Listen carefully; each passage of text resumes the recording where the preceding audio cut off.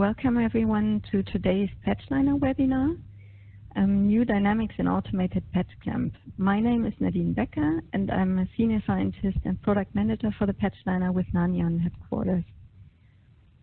Today we will have two scientific talks dealing with new features and applications of the Patchliner. And our first talk will be presented by Teun de Boer from the University of Utrecht. And he will talk about dynamic clamping on a Patchliner, adding virtual IK1 channels to cardiomyocytes. Teun has developed a dynamic clamp approach that is now compatible with a Patchliner, and he will be presenting the first results we have been recording with that setup. The second talk will be by our PhD student, Marina Justina Rotterdam. She will be speaking about the activation of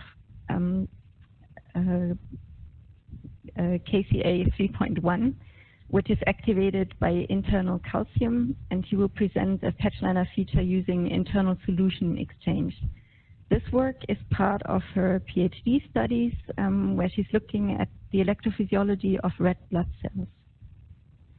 First of all, I will give you a brief overview of the Patchliner features so that you get an impression what the instrument can do and can be used for. The Patchliner is capable of external and internal exchange of solutions. It has available two modes of temperature control. For one, you can record at physiological temperatures, but you can also use the liquid handling pipette to specifically heat activate channels.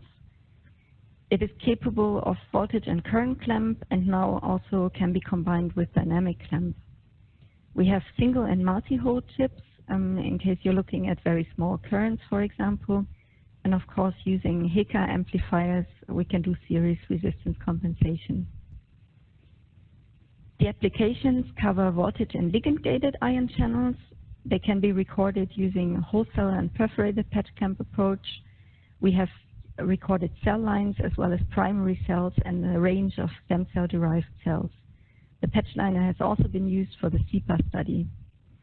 In case you're dealing with very rare or expensive cells, we have developed an approach for minimized cell consumption too.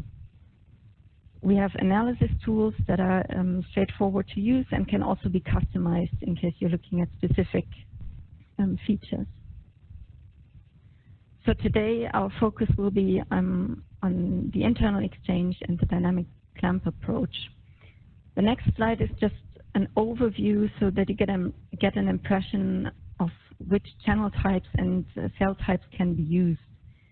For the KCA 3.1 activation, a technical feature is particularly important, the internal exchange, while when looking at cardiomyocytes, we face more biological limitations. That is that we need cells as single cells in suspension. And for cardiomyocytes, that confronts us with certain limitations, and those limitations can be overcome by using the dynamic clamp approach. One new feature that I would like to introduce is the Patchliner cooling plate. It's a new add-on that is available since 2017, and it has been designed to cool cells and solutions. The reason why we developed this is that we found that cooled cells can be maintained for much longer. This is particularly important for expensive cells. And it also dramatically increases the cell capture and seal success rate. So when using particularly delicate cells, where it's important to get very high seal resistances to record small currents or to record in current clamp, the cooling plates for storing the cells can really make a difference. This is a top view of the Patchliner showing the compound storage area up here. And you can use a vast range of different well plates and also different bottles. This is the traditional cell hotel. What you see here is the measure head, and in the measure head is the chip wagon with the consumables, with the recording chips. On the right, you see a view of the chip. The external solution chamber is labeled in blue, and the internal solution chamber in red. And the schematic view shows you a cross-section through the chip. And this is how it works. We first, outside the measure head, fill the internal solution. Then we use the liquid handling pipette to fill in the external solution. And all excess solution that is added is removed by a continuous waste removal system. Catching the cells also uses the liquid handling pipette. The cells are added to the chip and by suction attracted to the chip aperture. And we use a wash step to remove excess cells, and at the same time use a higher calcium concentration to improve the seal resistance. Once we have a gigaseal, we apply a brief suction pulse to achieve the whole cell configuration. And then we can start an experiment by adding compound. During the compound addition, we can continuously record the current so that we get even very early onset activation or blockage of the channels. Okay, so I've given you an impression what we can do with the Patchliner. Its liquid handling strategy makes it particularly suited for rapid solution exchange as is needed for quickly desensitizing channels like the acetylcholine receptor alpha 7. We can generate compound response curves in a very efficient way, and our pharmacology is very accurate when compared to the literature values. We have a heatable pipette to do heat activation of, for example, trip channels, and we can also record at physiological temperature, which is particularly important when looking at kinetics of hERG, for example.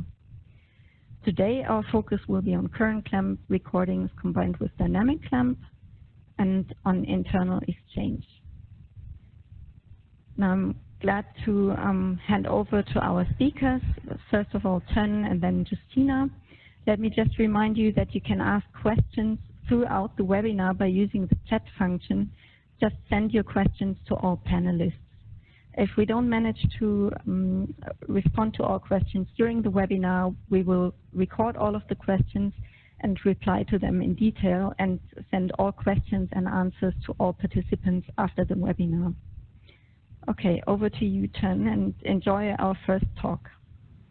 So, first of all, I would like to thank for the invitation to give this talk.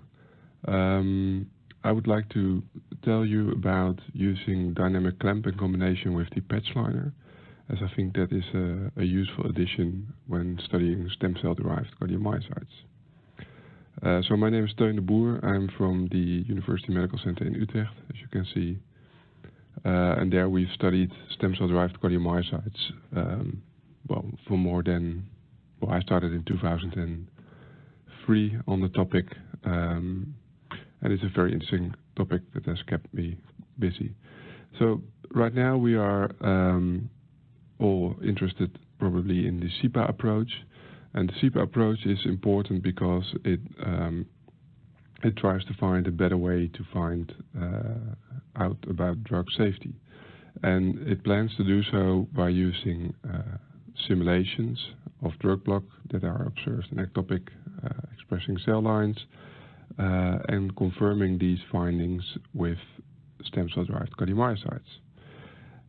And this is a very interesting approach because these stem cell-derived cardiomyocytes obviously can be had in large amounts and they are human. However, there are some questions that you can ask. So, for instance, in this picture you see what we call an EAD, an early after depolarization, which is, you could say, the hallmark of cellular arrhythmia. You also see it here in the simulation. So this is something that we would like to achieve if the model is sensitive. And the question is, do we actually get EADs if we give these cells an unsafe drug? So, as I just said, in order to use these cells in a good drug safety assay, we need them to be sensitive, and we need to have a predictive assay that can predict the safety of a drug. So you can also ask yourself, what are we looking for? Are we looking for just action potential prolongation, or are we looking for EADs? And I personally think that it would be best if we can achieve EADs, because it's the clearest outcome. So one of the things we have done in the past in our group is look at stem cell-derived cardiomyocytes and try to compare the effects of various drugs to see if we can indeed obtain EADs and say something about drug safety using these cells. And we did this in human embryonic stem cell-derived cardiomyocytes that were in clusters. And in an earlier study, we had found that in order to do predictive assays that are of comparable quality when it comes to hERG block to, I think it was rabbit papillary muscle, you need to select these clusters on beating rate. So they should not beat too fast, so they had to be below 50 beats per minute. And at steady 1 Hz spacing, the action potential should be longer than 300 milliseconds. And under these conditions, we got predictiveness for hERG block that's on par with the rabbit data.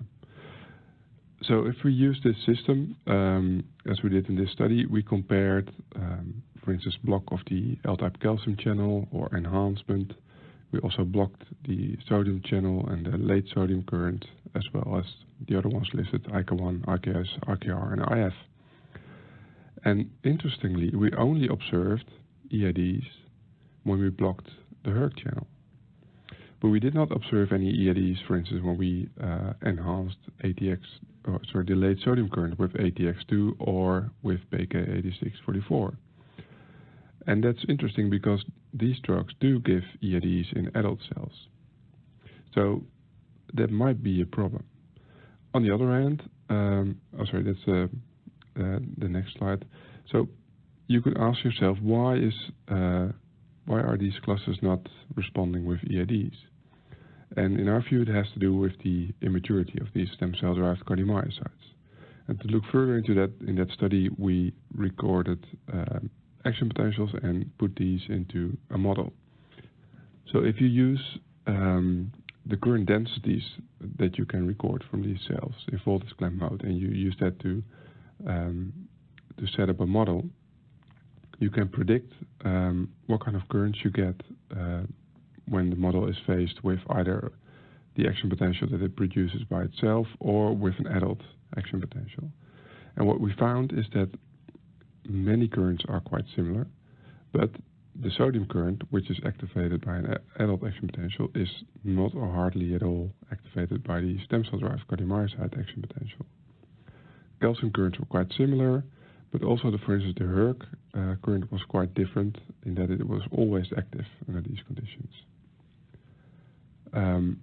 So this suggests that the fact that these action potentials have a depolarized resting membrane potential makes that the sodium current is not very active, and probably also is the reason why the hERG current is constantly active.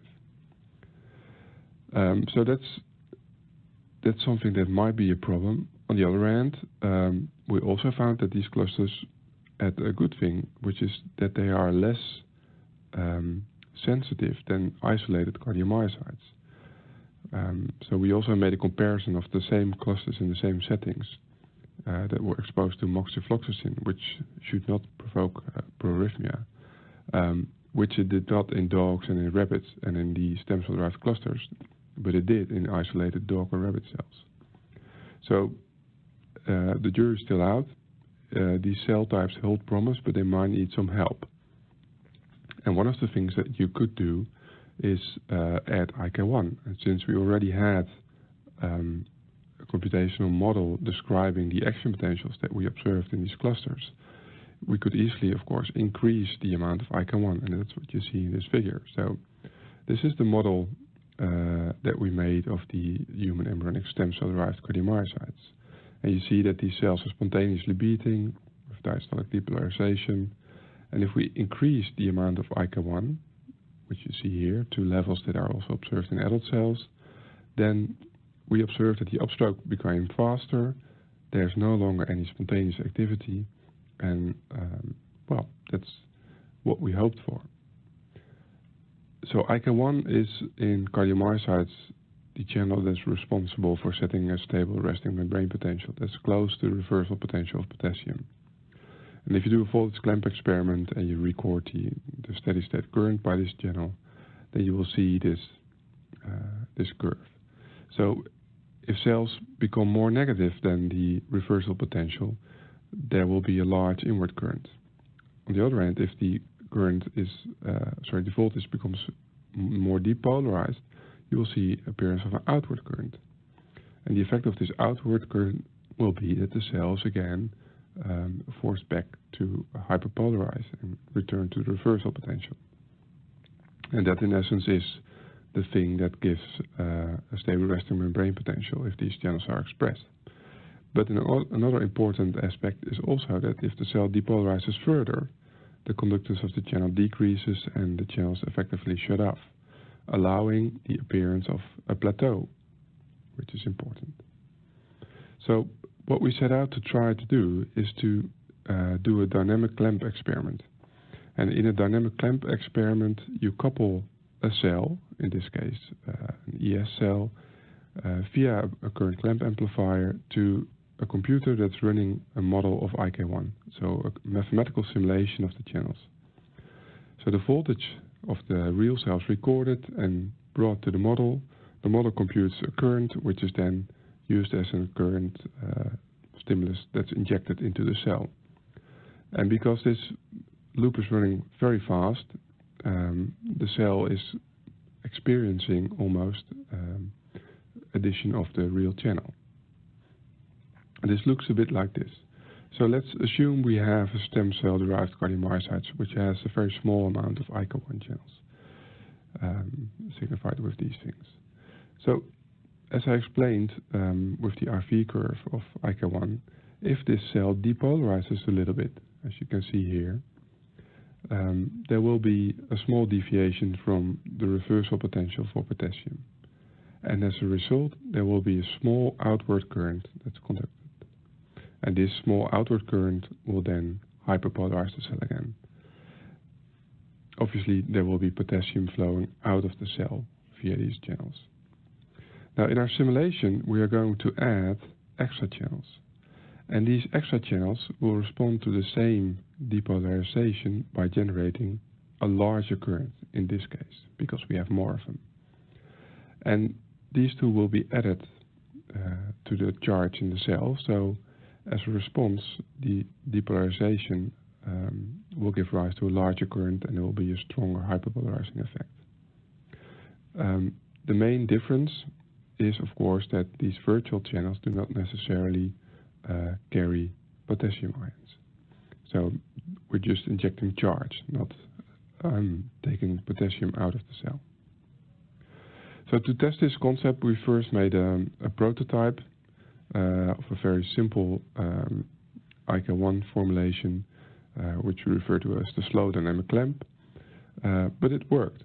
So if we take a model and we couple it as I showed in the earlier diagram, and we switch on the IK1 channels, you can see that the cell will hyperpolarize from a depolarized value to the reversal potential of the model.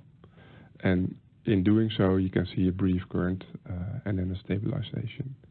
The resting membrane potential is also very stable. So this proved the principle. The only thing was that this model was actually running pretty slowly, so at 500 Hertz. And that's a problem. It's not very apparent in this picture, but we could sometimes see that, the model was kind of discontinuous, so it's not constantly updating. So you need something that's precise, so it's updating every other time step, and the time steps are constant, so it's reliable. So in order to do that, we set out to design a proper dynamic clamp system. And what we wanted it to be is, first of all, very fast and perform in real time, so that it's reliable in the timing. But moreover, the experiments with the prototype also show that it's actually hard work, because you need to both control the patch clamping system, but also the dynamic clamping system, and that's quite difficult to do by yourself. So we wanted to integrate it with the PatchMaster software that we were using. And it also came with the idea that we wanted to eventually integrate this with automated patch clamping machines. So what we've made is a real-time computer running LabVIEW, the real-time version that's simulating ICA1 channels, and it's connected to the HECA amplifier that's attached to a patch clamping setup or a Patchliner. And these two systems communicate via various digital and analog connections, and the only thing you need to control as a user is the computer that's running PatchMaster or Patch Control HD when it comes to a Patchliner. This computer is running unsupervised and doesn't need a monitor or a keyboard. So in practice, it looks a bit like this. So this is the control window of Patchliner, and you can add all these extra buttons that will give a command to the dynamic clamp machine. For instance, to set the conductance of ICA1 that you want to inject, or you can switch it off temporarily, or well, do all kinds of things. Then, of course, the test was, does it work? Well, we checked it first using manual patch clamping with adult dog cells, and there we found that indeed it works. So this is an adult cardiomyocyte action potential, and because it's all a mathematical exercise, you can either subtract or add ICA1. So if you subtract the amount of ICA1, you will get a broader action potential and a depolarization. Whereas if you add it, you will get a hyperpolarization and a shortening of the action potential. And if you go through a range of these conductance values, we see that if we indeed add IK1, we'll see a hyperpolarization towards the reversal potential of the model. And if we remove it, we will see a depolarization. And this is accompanied by a change in the upstroke velocity of the action potential, which will obviously increase if we add IK1 and decrease if we remove it. So our application with stem cell-derived cardiomyocytes is envisioned like this. So what we would like to do is take a stem cell-derived cardiomyocyte, add IK1 channels, and obtain a more mature adult-like action potential. And then the idea is to take drugs, add them to this hybrid model, and observe EADs if the drug is unsafe. Some first tests have indeed shown that this can work. So this is an experiment, a manual patch clamping experiment, where we recorded action potentials from a human stem cell, and we added increasing amounts of IK1. And we again observed that the cell was progressively hyperpolarizing and became quiescent, so it's not beating spontaneously anymore. And with more IK1, we got shorter action potentials and faster upstrokes. Moreover, if we added a drug that provokes EADs in adult cells, we saw the appearance of EADs, in this case PK. Next step was to couple this with a Patchliner. So we were lucky enough to get a grant that allowed to buy a Patchliner machine. And we started working on connecting the two systems, which turned out to be not very difficult. And at this point, it's actually working. So what we do is we simulate IK1 using the model published by Ishihara, which is a more sophisticated model of IK1 than typically used because it's not a steady-state model. But it also incorporates magnesium and polyamine dynamics and time dependence of those. It connects to the Patchliner, and it connects to the 4 channels concurrently, so you can do 4 individual dynamic clamp experiments at the same time. The communication is, as I mentioned before, it's via PatchMaster commands, and this also integrates well with the patch control software. And additionally, what we can also do is connect stem cell-derived cardiomyocytes with HAK cells that express IK1 channels. And we haven't tested this yet on a Patchliner, but this might also be interesting if we want to assess the drug effects on IK1 channels, because obviously the virtual channels are not sensitive to the drug that you add to the stem cell in the Patchliner. So first experiments that were done with the combination of the two systems showed that indeed, if you add IK1, you will see a hyperpolarization. So the normal approach is to inject a constant hyperpolarizing current to achieve a negative membrane potential, which is because the suspended cells, they tend to be depolarized, so they need a little bit of help to achieve a normal resting membrane potential. But the issue of that, of course, is that the constant injected current is also present during the plateau, so the plateau is suppressed. But if we inject IK1, we can see that there is again a plateau, and with more IK1, the action potential becomes shorter. So in this example, actually, there's a bit too much IK1. So when you look at the action potential shape and the upstroke, what we observed is that the constant current injection also results in fast upstroke velocities, which is the same when we inject IK1. If you inject excess IK1, then the upstroke will actually be depressed again a bit. But if you look at the action potential duration, you see a different picture. So with the constant current injection, the plateau is suppressed and the action potentials are very short. But if we add IK1, then we can see that you can get either very long action potentials or action potential durations that are actually in a normal range. So with the reappearance of the plateau phase, we thought, well, let's try to see if these cells are also sensitive to manipulations of the calcium channel. So they were. So if we add BK or nifedipine, we indeed saw that nifedipine shortens the action potential and BK prolongs the action potential. In these experiments, we did not see any EIDs, but well, this is just a very preliminary proof of principle, but it does show that the technique works and that we can overcome, as Nadine said in their introduction, that we can probably overcome the problem of the isolated suspended cells. So what's next? This year we will start a 4-year project on further implementation of this technique with the Patchliner. We want to explore other possibilities with the dynamic clamp technique on these machines. And the background of this is the idea to bring the simulation and experimental parts closer together. So it will be very cool to see if we can bring the things that are stipulated by the SIPA approach, the different columns, you can say, to bring them closer together within the experiment. So we'll be very happy to hear your ideas on this, and if you think there might be any applications, also for neurons, for instance. And I would like to acknowledge these people that have contributed to this work. Okay, so I'm not sure how this ends. Will you take back the microphone, Nadine?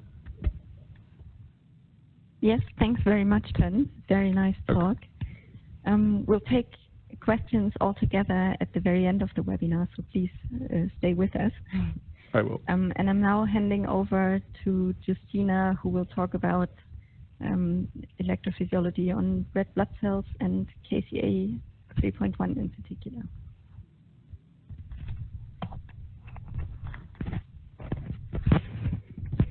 Okay, good afternoon. My name is Justina Rotterdam, and I'm a PhD student at nanotechnology. And the topic of my talk today is the activation of calcium-activated potassium channel 3.1 in CHO cells by internal calcium exchange. First, I will give you a short introduction about the channel expression, the properties, and the physiology. Then I will describe the methods, bringing into focus the internal exchange feature of the Patchliner. Finally, I will show you results on the channel modulation in CHO cells and the channel characterization in human erythrocytes, together with some final considerations. The main issues I'd like to highlight today are the importance of this calcium-activated potassium channel 3.1 as a drug target for clinical research, and for my convenience, I will refer to the channel as a SK4 from now on. And the feature of the Patchliner to exchange the internal solution while executing an experiment, which is very tricky to perform, for example, on the manual patch clamp device. The SK4 channel is widely expressed throughout the body, as it plays an important role in regulating membrane hyperpolarization and intracellular calcium homeostasis. Listed in the white boxes are the tissues and cells expressing the SK4 channel in the human body, while the blue boxes are showing the diseases related to a dysfunctioning of the channel in that type of cells. Very well documented is in literature is, for example, the role of SK4 channel in the sickle cell dehydration. The sickle cell disease is a blood disorder in which the red blood cells assume an abnormal sickle shape because of a mutation in the hemoglobin gene. SK4 channel is also supposed to be a marker for other diseases like cancer, autoimmune disorders, vascular inflammation, and neurodegeneration.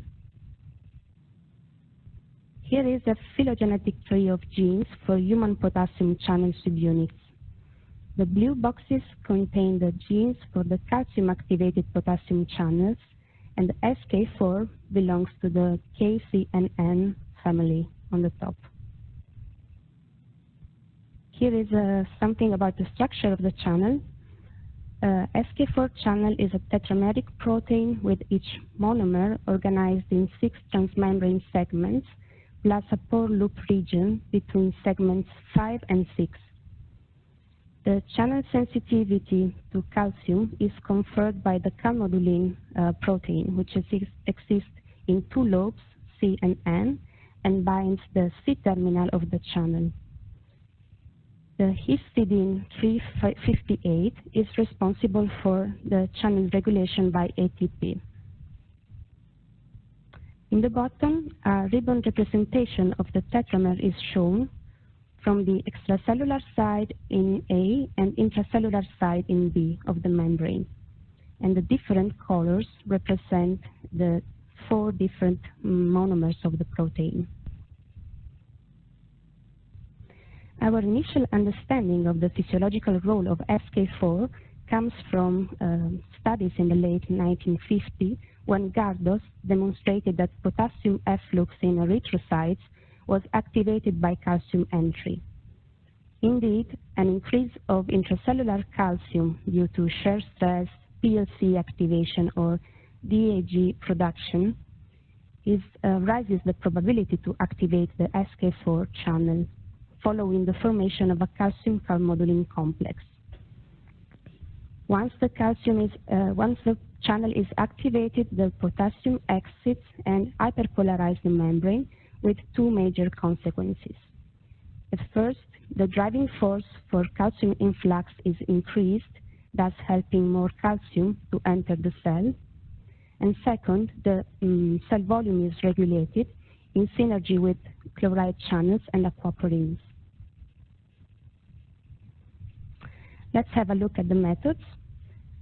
CHO cells expressing the SK4 channel were provided by Charles River. They were cultured and harvested according to Nanion standards protocols. The electrophysiological recordings were performed on the Patchliner using Nanion standards physiological solutions. Data were acquired on the PatchMaster software and then analyzed with Igor Pro software.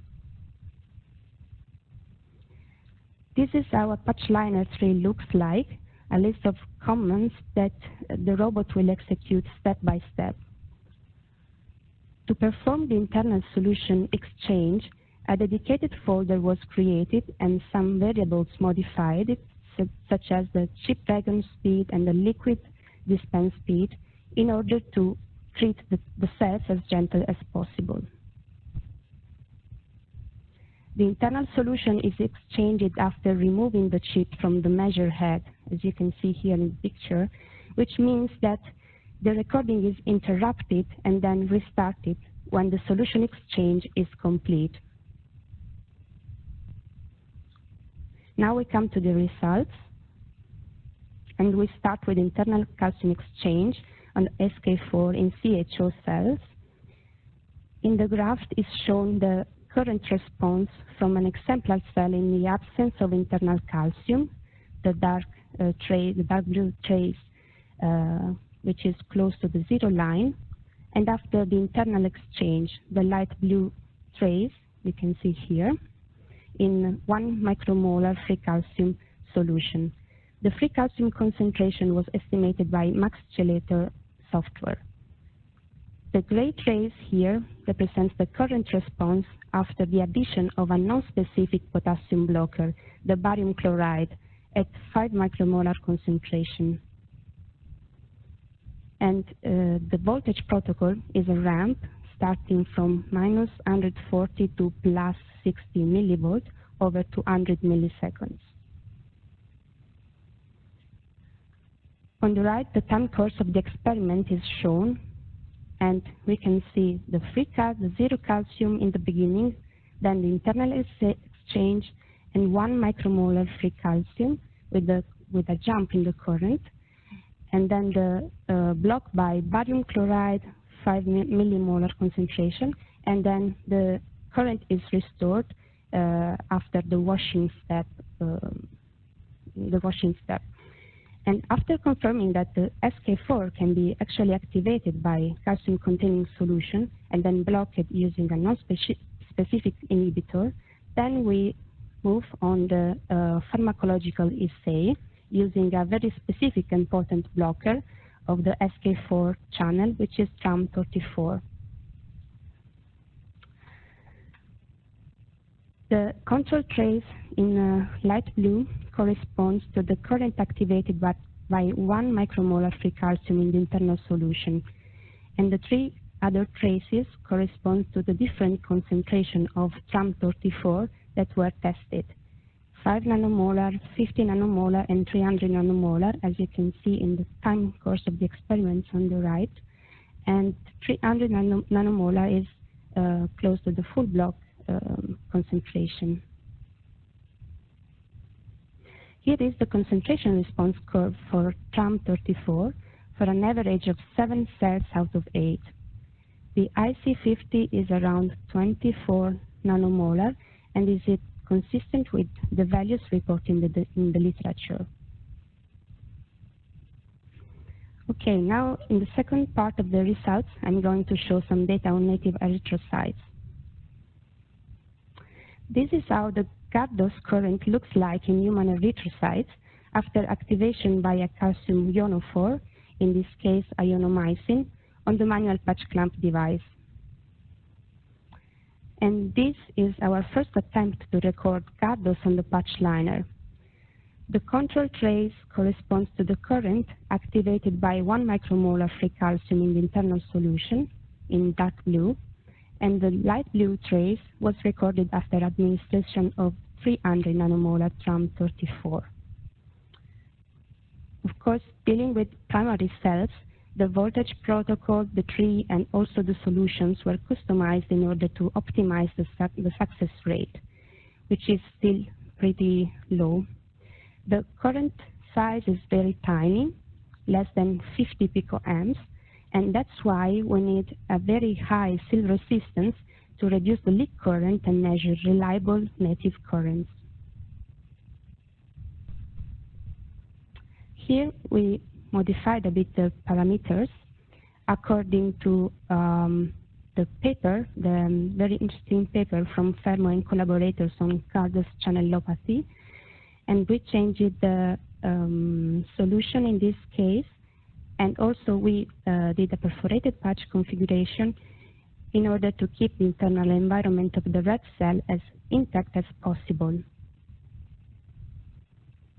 In this case, the light blue traces correspond to the control currents elicited by 75 nanomolar free calcium in the internal solution, while the blue traces show the currents recorded after administration of TRAM34. And the results are comparable with the literature. From the very first attempt to perform automated patch clamp on erythrocytes, it was clear that these cells are very heterogeneous among different donors as well as the same donor in terms of current shape and size. Plus, is it difficult to maintain high seal resistance for the duration of the experiments.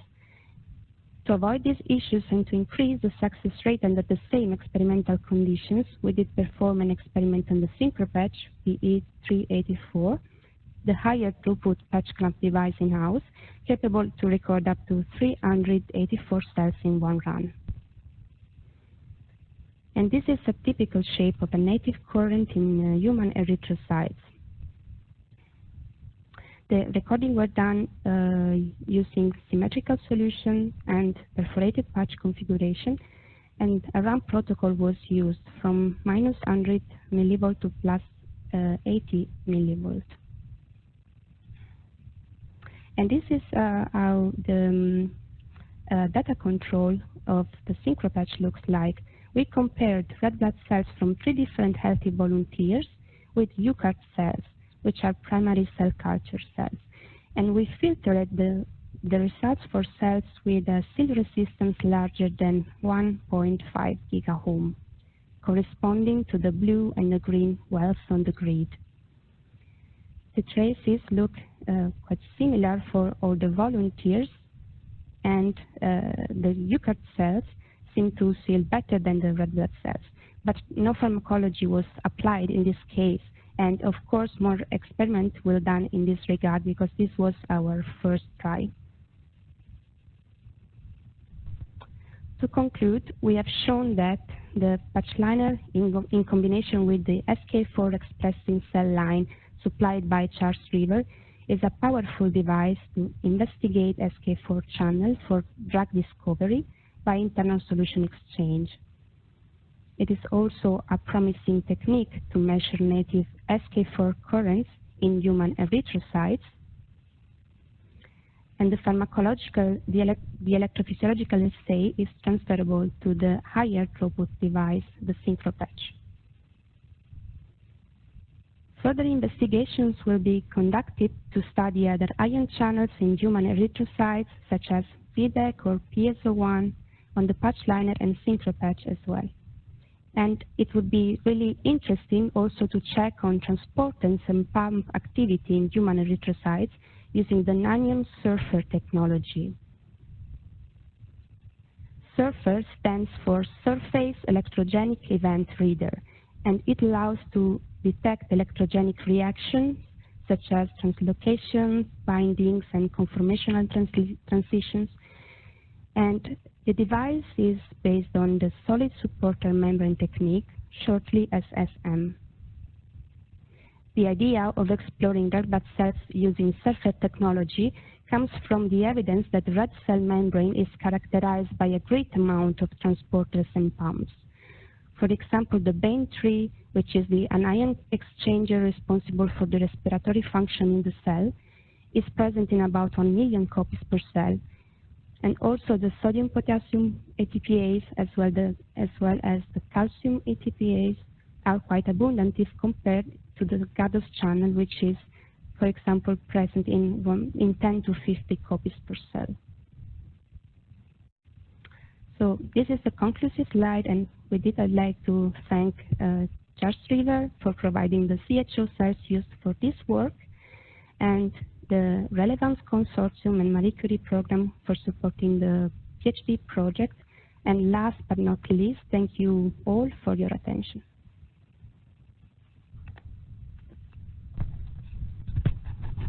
Okay, thanks a lot, Justina, for your talk. Thanks to both speakers again for very nice presentations. And if there are any questions, we're happy to take them. Maybe I can start with one question that we have been hearing a lot. People were asking if the dynamic clamp system will be commercially available. That's not yet the case. As Teun mentioned, we're working with prototypes at the moment, but to make it commercially available is certainly the plan in the future. Teun, we have also had a question for you asking if the dynamic clamp setup is transferable to other ion channel types. So I assume that, yeah, well, in principle, yes. So you can simulate other ion channels and use these simulations to add to ES-derived cardiomyocyte or another cell type, yes. Okay. Justina, there's also a question for you. Maybe you can explain why it is so tricky to patch erythrocytes.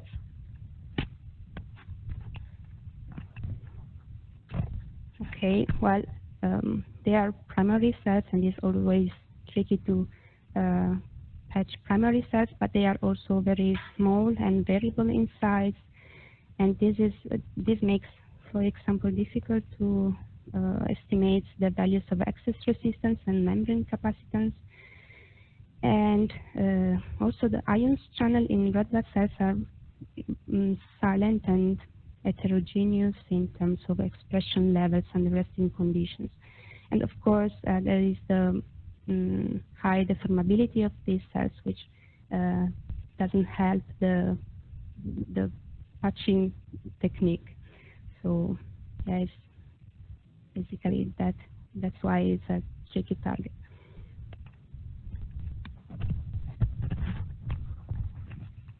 Okay, thanks again also to all our attendees. If there are any questions, please feel free to email them to us anytime, and we're happy to reply to them anytime. So thanks to everyone for participating, and I think we're through for today. Thanks a lot. Bye.